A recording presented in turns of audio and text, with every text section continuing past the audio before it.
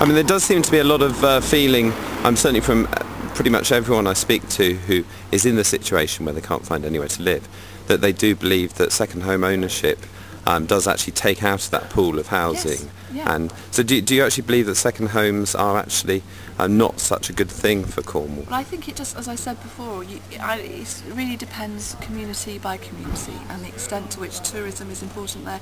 I am extremely worried about the situation in Falmouth and Penryn, and increasingly Truro, because of the lack of proper housing for students, and of course it affects the students too. The students nowadays have to borrow a lot of money to finance their education, and a lot of students are telling me the rents that they have to pay because there just isn't enough housing for this amount of students.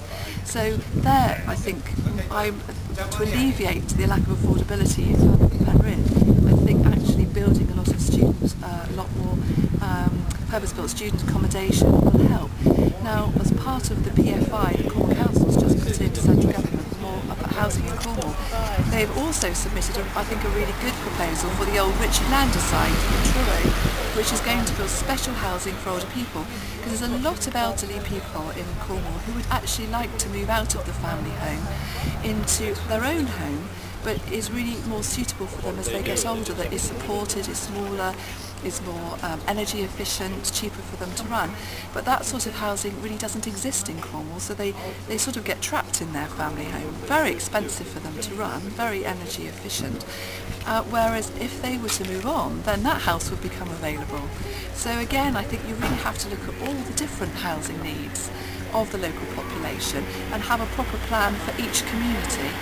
But certainly if I look at Port Scatho, for example, then I do think it's getting to the point now where we probably do have too many holiday homes there, although tourism is very important, because I'm very worried about the size of the number of children in Guerin's school.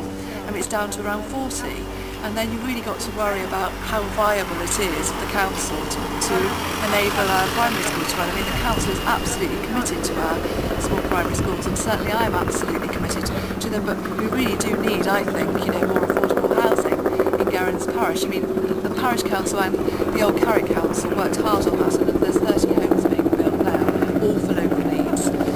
So I think that's helping. But we're going to probably need another housing trust in a few years' time to make sure that the young people of the village can actually stay there and raise their families there and support the school. Excellent. And what about the people that say that you used to be a second homeowner? Yes, I was, because when I lived in London, I had my home in Milo, which is where I live full time now.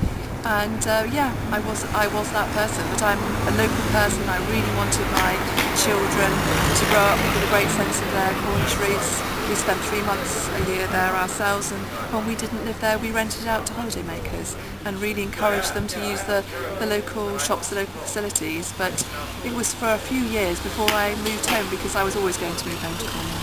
Excellent. Where you're from originally? Absolutely, because I grew up here and my family's been here for generations. So just to summarise, more affordable housing Absolutely, to be built? right, but very much for local needs. We really have got to understand what is truly affordable for local people on their salaries.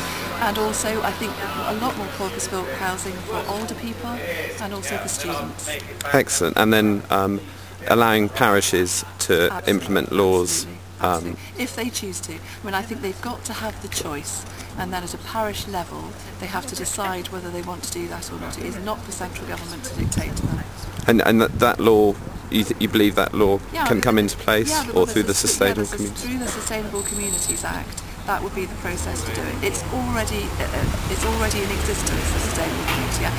Cornwall Council as yet hasn't submitted into central government what laws they want to draw down, quite understandably, because obviously we have the creation of the unitary and having to get to grips with all of that. But I'm sure reasonably quickly they're going to do that. But certainly the framework for them to do that exists.